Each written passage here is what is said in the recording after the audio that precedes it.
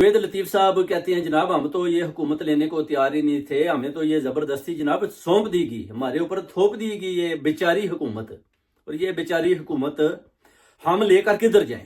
ये जुवेद लतीफ़ ने बार बार बोला। यानी जुवेद लतीफ़ को पता है कि कल को अगर हुकूमत नहीं रहेगी तो मैं कम से कम आगे से डिफेंस कर सकता हूं अपनी पार्टी को। जनाब हमने तो पहले ही बोला था कि हमें जबरदस्ती दी गई, हमें तो चाहिए नहीं। और फिर इलेक्शन में भी हम कह सकते हैं जनाब हमें तो जनाब जनरल आसिम मुनीर ने जबरदस्ती दी, डंडे के जोर पर दी। और पहले ही पाकिस्तान का बेड़ा गर्क हुआ था, ऊपर से जबरदस्ती हुकूमत देकर असल अगर कोई जिम्मेदार है पाकिस्तान की मुशत का तो वो बोलेंगे कि जनरल आसिम मुनीर है। हमने तो जनाब पूरी कोशिश की, अवाम हमारे साथ चलने को तैयार नहीं थी, तो इनको चाहिए था कि अगर हमारा मैंडेट था नहीं तो फिर हमें क्यों दिया गया।